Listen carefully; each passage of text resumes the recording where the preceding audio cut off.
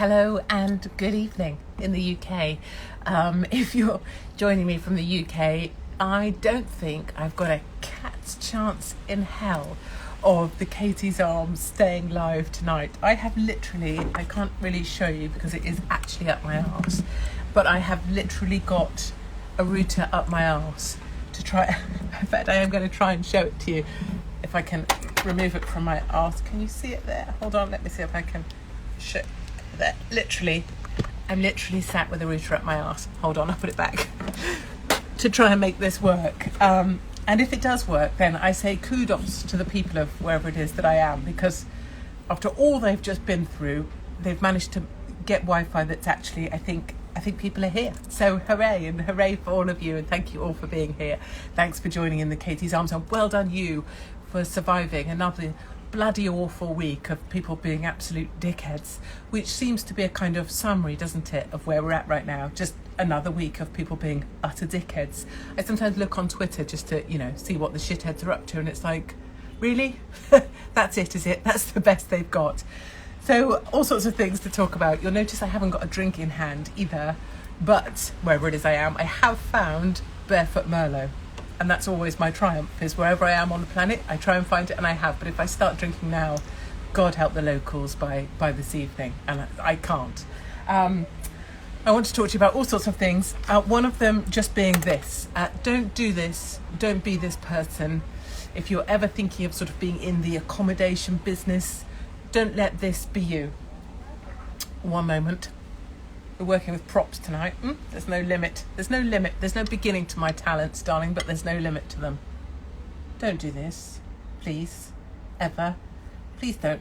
Please don't take a banana and wrap it in whatever that is.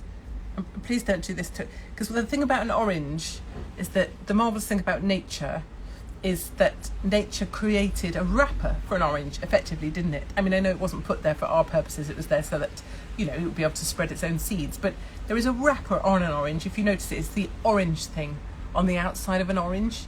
And, shit me, I don't like peeling an orange at the best of times. But what I particularly don't like doing is peeling cling film or plastic off of an orange in order to peel an orange. Like, that is not going to happen. Same for the apple, and same for the other apple as well. I don't know why we went into a little bit of racist French there from Hello Hello. Love Hello Hello, by the way. One of the best film programmes ever made.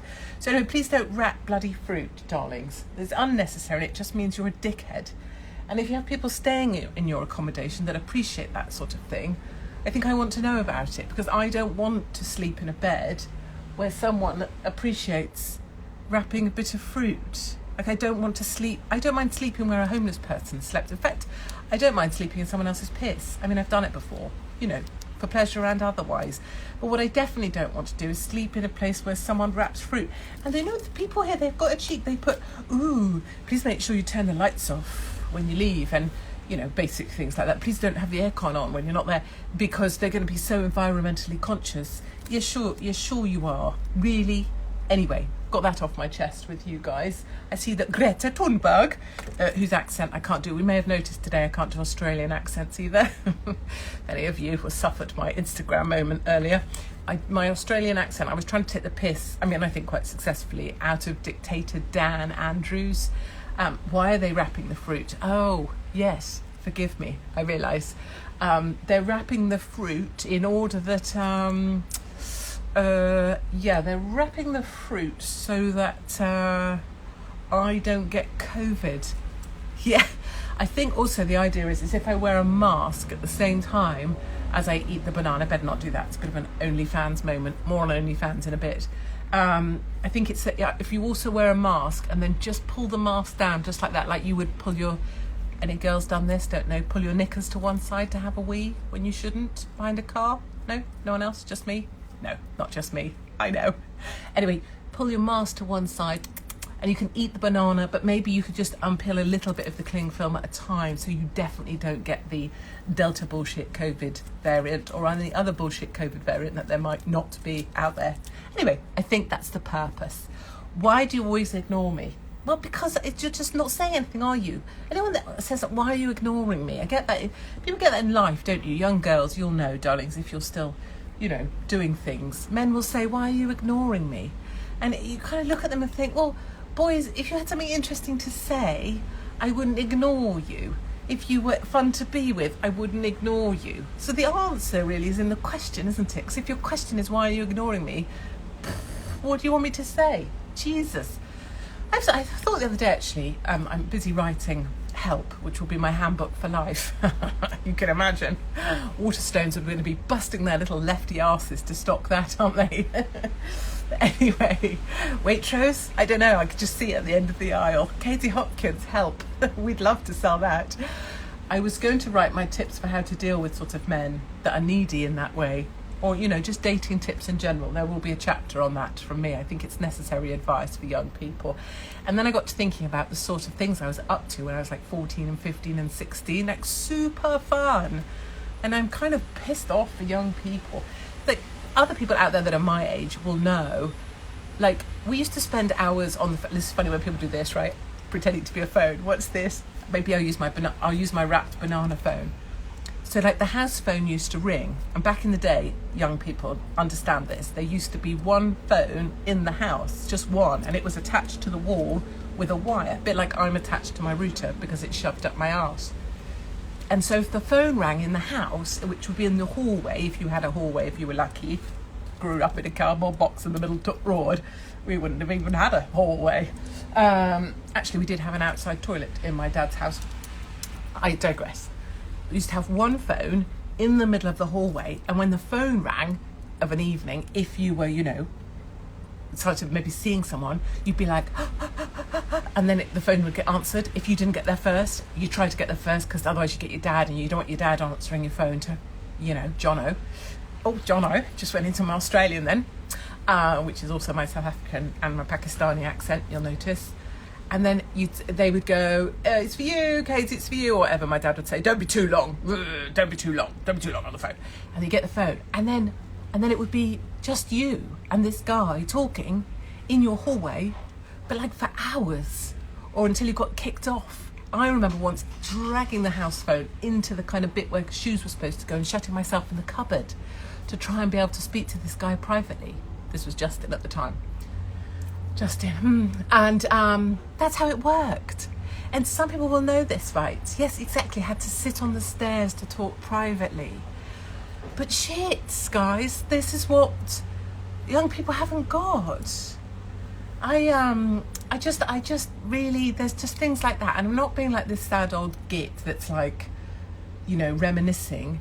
I just think if I asked someone young, my kids, whatever, okay, what you're going to do is wait for that phone to ring, you're going to pick it up, and you're going to speak for maybe a couple hours to a boy you don't yet know. I'm pretty sure they couldn't do it because it would feel too intimate, right?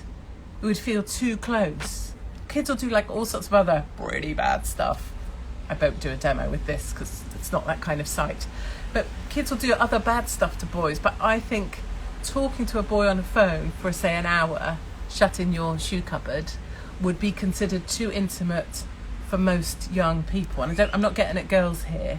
I mean this for boys as well. I'll put down the banana phone now, otherwise I'm going to look like a Fruit Loop. And I would say get arrested, but where I am right now, darlings, no one's going to give a shit. This would be the least of their troubles. So I'm not entirely sure where I was going with the banana phone, but I think it was about what we've lost and what we've taken from young people, and also never wrap your bloody fruit. Right, I wanted to talk as well about, oh yes, it was sort of an information, this was to be an information update. Oh, this table. I'm also sitting on a table, I know, and I've got a scrawny, scraggly bum, so, right. I wanted to talk to you about COVID tests. Now, I know none of you do them, or if you're on like my team, I don't believe in vaxing. I don't and will never have the vax, even though everybody comes on here and says she's had the double vax. She's had it. She's controlled opposition and she's had the double vax. It's all bullshit. I've never had that vaccine or state injectable. But testing I do if I'm trying to get somewhere to show you things, because my aim is to get places to show you stuff or piss people off. My aim is not to get held back by not doing a test. And actually, people in the testing centres are a right laugh, typically. In the old days, 12 months ago, when testing was at the airports, it was really formal, right? And it was done by NHS staff. And there was like a lady, I remember, did I tell you this story? a lady in Collison Assistance, and she was in her NHS, like her ambulance gear. I love ambulance men and women. They've saved my life so many times. But so she was in cubicle 2 or wherever when I went to get my COVID test. We shut the door, and then we were like having big cuddles because she was a supporter, and then she went and got Janet from cubicle 1, and we were doing selfies and stuff. But it was very formal in the sense that there was people in uniforms. It had a medical basis to it. It was kind of formally done, apart from me goofing around doing selfies. Now, that is not the case. I just went and did testing at Paddington Station, and they've now got rid of these original providers that were kind of credible, had some kind of something about them, probably based normally in insurance or health or whatever. Now it's been replaced effectively with, no disrespect to Superdrug, or what would you call it, the sort of chemist section of Primark. Like what's below Superdrug? They've replaced it with something called Express Test, and good on them, and capitalism, brilliant. And if they've managed to do it at a better margin than anyone else, and they're able to do it more cheaply, you can see why they're in there. But shit me, guys. Testing is not testing like it was. So and I did 2 tests because you can never be negative enough when you're me, because any excuse to chuck me out of anywhere. So I go really well prepared. But these express test sites, these guys, I think they're the same guys that they use to police the quarantine or prison hotels, right? And I've gone and chatted with the lads. They're all like 16. They look like they've just come off the boat at Calais, and I don't mean the ferry, I mean the boats. They're like, they don't have a shitting clue what they're doing, and they're not trying to pretend to. The little guy I had was called Mohammed. He didn't know how to put on his plastic apron. The woman at the front desk, it was her first day, she had no clue. She was like, should I just make it up? And I went, yeah, just make it up, babes, it'll be fine. And in the Paddington one I went to, the girl had on half a mask because it was ripped and a bit knackered here. She must have had a trip on her way to the station.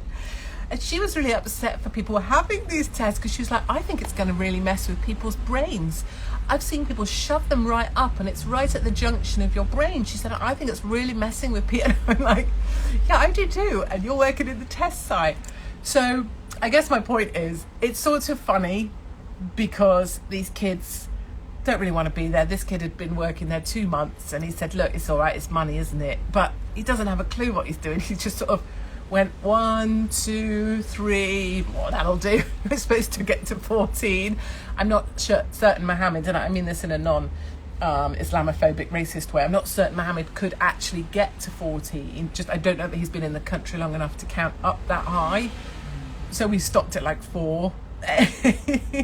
So, but they are much cheaper. And if, like me, you don't believe in any of the shit anyway, it doesn't matter, does it? I may as well give someone 40 quid and give someone 90 quid.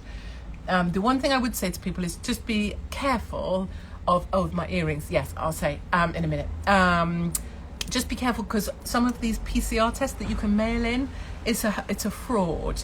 And I will show some of the names of those that I know to be fraudulent coming up. But there's one I use, I think it's Eurofin. You never get a result. So they're taking your cash, they're giving you an app, they're pretending like you'll get a result. You'll never get a result.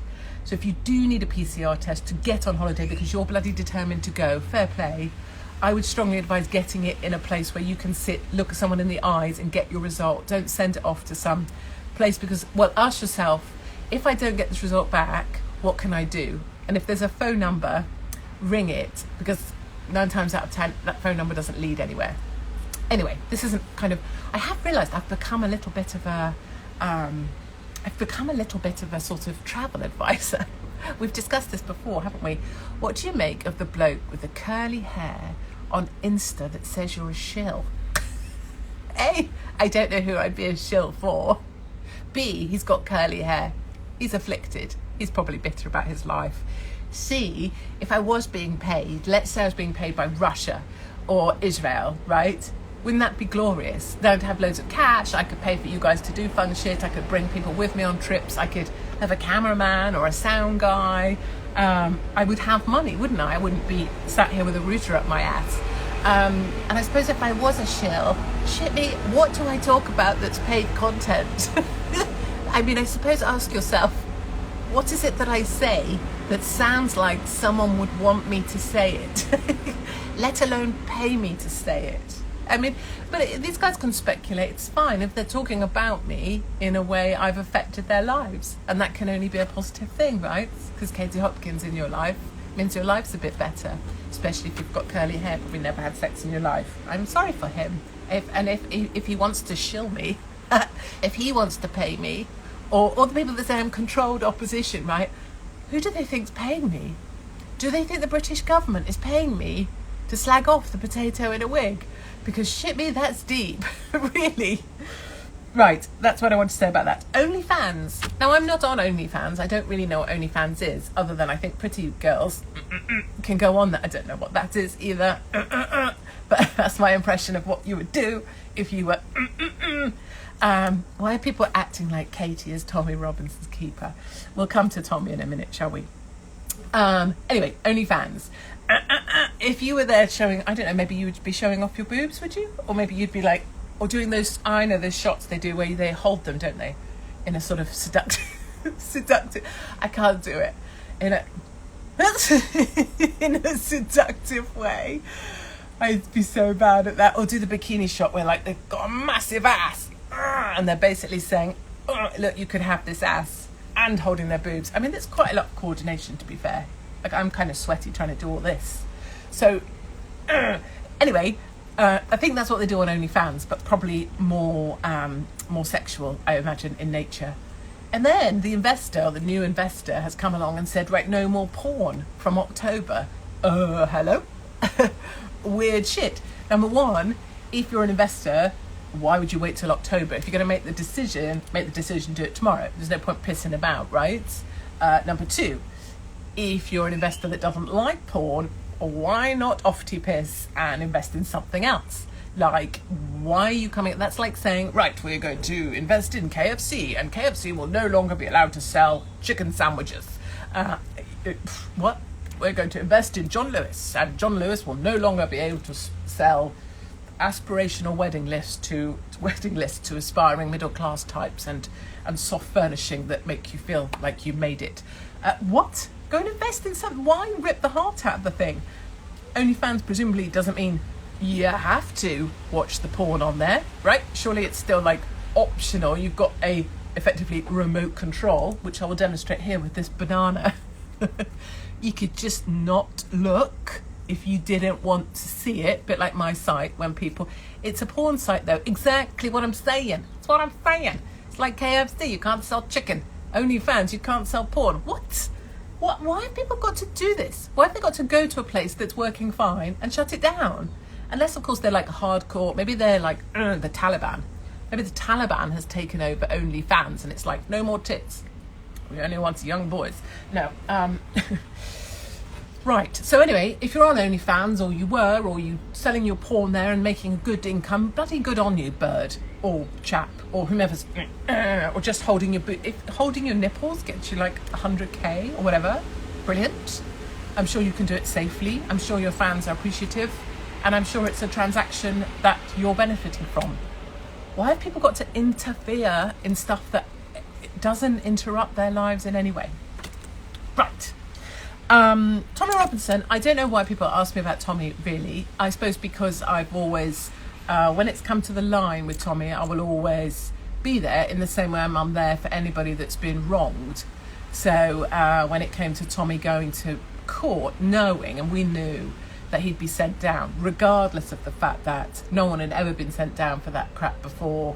Journalists that had done much more than that before weren't sent down, and we knew that he would go down. And so it was my decision to walk to court and be with Tommy, because at that time I think I still had a mainstream column, and it felt like the right thing to do. Like, it felt like the right thing someone should do when someone's being wronged by the country. And so I would do that regardless. When people ask me about how is he, what is he, I don't know. It's a bit like people see me talking, or I'm investing effort in keeping our sides going, and people say, oh, did you see Douglas Murray? Did you see Tommy? Did you see... yeah, sure, but I'm here and I answer for me. I wonder, does anyone ask Tommy, or how's Katie? Does anyone actually ask a boy how a girl is? Or is it just asking women like me, or how's your little flock of men that you try and support? It's a really weird thing. I'm not Tommy's keeper, but anyone that's been completely trounced by our country, I'll always stand up for. Or if they've got no one to walk them to prison, I'll go to prison. And if they need a visitor in prison, I'll go visit them in prison, particularly if I'm not supposed to. So that's Tommy probably done. I wanted to talk about something I've seen as well today, which was transplant lists in Ireland are saying if you haven't got the vaccine, you're no longer going to be allowed to be on the transplant list. I mean, how much of a git do you have to be the consultant? I will find his name and publish his letter. To be a consultant and to tell people they're going to be removed from the transplant list if they don't have the state injectable you're trying to foist onto them. Do you not think their life is already a little bit shit enough that they haven't got kidneys that work without you telling them you're going to take them off the list? It's this weird power trip these people are on. Right, 20 past, I'm going to try and do some questions. Katie, people are asking you because Tommy's banned from everywhere. Okay, fine. And it's fine. I am not his keeper, and feel free to ask Tommy direct on email. I don't know. My earrings, I don't know where they're from. They're China. And they're poppies because my daughter is called Poppy.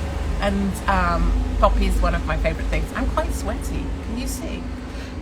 It's pretty hot where I am. And I don't think you can get them. But I do see that people are trying to buy things that I do have, and I do keep meaning to sort of tag wherever I buy them for. But usually things are very, very cheap, and you can usually get them on Etsy. So if you see something I'm wearing, just Google it on Etsy and you'll probably see it, or DuckDuckGo it rather, or just go on Etsy and search. I should say as well, it's my daughter Poppy's birthday today. Happy 16th birthday to my daughter. You'll know I never talk about my children. My daughter is on OnlyFans. I don't think she is, but if she was, she'd be way wealthier than she is right now. And my daughter, and actually my family, are legends, mostly for tolerating me. At 16, she already has 3 jobs. She gets up at 4 in the morning to start one of them, and has done that for 2 years. And she works pretty much every day, and then will go off to college in a little bit, but not college, sensible college where you learn actual skills. And none of my kids want to go to university. So I'm very proud of all of those things. I'm proud that my daughter is working hard, using her hands and her body and her, not on OnlyFans, in a physical, agricultural way. And that my kids are going down routes that seem to be much more real than perhaps a lot of people from the educated hoi polloi. What did Obama call them? What did he call them? The more sophisticated types. Yeah, well, none of my family, including me, are sophisticated types, right? We just crack on and work. So all my kids work, apart from my smallest. He wants to get a job, but he hasn't got one yet. But he did go and ask down at the local garage the other day, and they said yes. That's very sweet. Happy birthday to my daughter. Thank you very much. If I did ever see her on OnlyFans, I don't think I'd really mind, to be honest. I don't think I'd be surprised either. I figure with children, like as a mum, never aspired to be perfect. As we know with my other daughter, like keeping them alive was my base level. And I also feel a bit like, if you've got 3, you've got to go on a sort of a rolling average, don't you? So that like if 2 make it, you've done well. And this one, it was always like, well, either she'll make it or I'll be picking her up from a police station or hospital. It would be like that. That's okay. I think it's all right to be honest about that, right? Not all your kids are going to be fabulous all the time. It's all right. We all cocked up. Some of the best things I've done have been cock-ups. More of that in the book. Right. Oh, we love you. Well, thank you very much indeed. I'm not sure you would, actually. I've got a sweaty top lip. This happens when I eat curry. I sweat from the nose. Seriously. And look at my nose. Like, I could be seriously dehydrated just by having a curry. When I should get a curry, I should probably go in with one of those drips in my arm and roll it on one of those, like you do in a hospital when you're properly poorly and you have to go around with your drip. I've done that a lot. Right? You have to wheel your drip around with you. If you've ever had to wheel a drip around with you, you'll know that it completely affects your brain, because it's like, yes, look at me, I'm poorly. You may as well have a frigging bell, right? I'm nearly dead. Anyway, I should go into a curry house with a drip because of my nose and the sweat thing. Also with drips, when you wheel them, it's really hard, especially if you've had brain surgery and your orientation's not great. Trying to go for a piss, it's really hard. because you can't work out where you are. You've got to get your drip in the toilet with you and still have a wee. No, these aren't stories that lots of people will relate to. But if you've had brain surgery and you were on a drip and you were trying to work out how to have a piss, I got you. I know. Katie, where are you at? So I'm not saying where I'm at right now on the basis that if I got deported from this country, I don't want to say I'd have like hit rock bottom, because that's not how I feel about this country. And I'm not in a prison cell either. This is just their choice of decor. But I'm definitely up to things. I'm definitely somewhere where I'm not allowed to be. And I'm definitely here as an act of defiance. And I'm here in support of good local people here who deserve better from the British government. And I am making sure people know that not all British people are arseholes, and most of us definitely want to be here and be supporting these people as well. So that's where I am. And I've chosen not to tell people, just it's good being alive, isn't it? At this time of strangeness. But I'm not in the country either, so I'm happy to be out of the UK right now, because seriously, these people that are like, me, bring me in, and 3 million Afghans, are they freaking out? You know what I want to do with those people? I want to pick them up and I want to take them to Kabul, or take them on deployment with some of the lads, but without the lads being there. And I want to leave them in the centre and say, here you go, have 24 hours here with the boys, with the Afghan men, and then I'll come pick you up in 24 hours and see how you feel about bringing all this lot into the UK. And you could say, I know a lovely Afghan couple. Yes, so do I. We all know a lovely couple. They're not representative of the madmen that we're going to see arriving because the bleeding hearts have decided we have to take half of Afghanistan. Of course it would be great if we would take the girls. Of course it would be marvellous if some of the women could come on their own. But you do not want Afghans in their 20, 30, 100,000s arriving in the UK. And if you don't know why, please go onto YouTube and please look at Dancing Boys off Afghanistan and see what Afghanistani gentlemen get up to on a Thursday night, or speak to the local squaddy who served in Afghan and ask him what he saw and what he heard on a Thursday night in Afghanistan. And I can promise you, you won't want them staying in a shit hotel near you anytime soon. But of course, no one's allowed to say any of this shit because it's banned speech, which seems to be my area of expertise. That doesn't mean we should abandon the ones in genuine need. Fair play, dear, but you're not going to be able to work out the ones in genuine need, because by the time you work that out, you'll have got half the most aggressive ones make it. I've lived in the camp at Calais. The most aggressive make it. The ones prepared to stab, to kill, to maim, to throw people overboard in the channel make it. The ones who are in need don't make it because they're not strong enough to beat the bastards who will get rid of them. Anyway, there's enough homeless people here, yes. 2 hotels in Reading near me. And this is always the model they go for. So the government council buys out an entire hotel. The hotel owner is happy because he has full occupancy, even at a reduced rate, call it £45 a head. So each room is fully occupied. He's getting £45 a head per room per day, and that hotel is no longer on TripAdvisor. It's now given over to the refugees. I've just been monitoring some of the adverts for jobs into Gatwick, looking for asylum, not handlers wasn't the word, because we use that word with dogs. It was basically asylum escorts. And you basically didn't need any, I think all you had to be able to do was maybe be doubly, continent. You just had to be able to speak. I mean, I'm not even sure you had to be able to speak to apply for the position. And it started in 2 days' time. So it's basically, we need someone to take these lads and put them in the hotel. And the system's already a bunch of old shit. But I don't want to moan about that, because this is supposed to be Katie's arms for laughing at the world and laughing at the bastards. So I will update you. We have 2 minutes to go. I will update you next week. Where will I be? I have no idea, actually. But I will update you, and I will tell you the whole story eventually.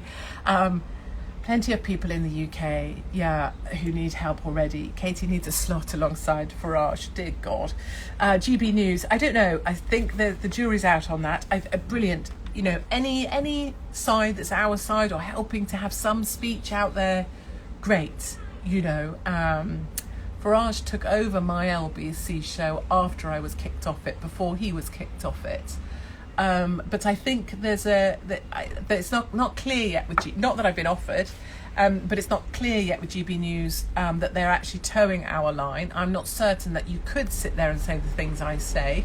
I think there would be a requirement to stay within the lines still, and I see that with the programming. And I also think they're not able yet to see that women can also speak.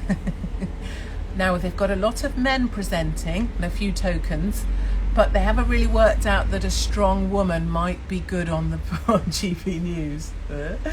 So, and my worry is also there's a few too many retards on there as well. We don't need to name them. But if they had a bit of a clear out, be a bit more directionally strong, I still think it would piss me off. There's too many people sat there on their arses that have always been sat on their arses and not brilliant working alongside people who've never left the studio. You know, they've just read they sit there, they read the paper to work out what they're going to say, and then they say it. That's just the most lazy form of commentary there is. I don't see them out on the road doing real stuff. So I probably wouldn't want to do it with people that are just studio monkeys. There we are. Anyway, you're aging backwards. Hot as fuck. Well, darling, thank you. You're probably either worse for wear, smoked too many drugs, or maybe you've put a bit of Vaseline on your little screen. There was a guy in the street earlier this morning. He was like, "Oh, beautiful lady, beautiful lady," and I was like, "Darling, no. You've either drunk too much." Didn't understand me for shit because we had different languages. But I was like, "No, go and take your head for a wobble." No. But thank you for the kindness. Anyway, it's very kind of you. And I'm maybe not as old as I was. I think maybe my surgery and short hair and all of that stuff took a while to recover from that I didn't realise. And as I've got older, I probably realised I was probably quite ill. But anyway, I don't know. That probably explains it. Or maybe it's that when the world is so crazy, people like me come into their own because we end up still telling the truths we were always telling. Anyway, I will thank you all for being here in our thousands now, which is exciting. Thank you for joining me at the Katie's Arms. Can you believe, complete respect to this place and this country, like what these people have just been through.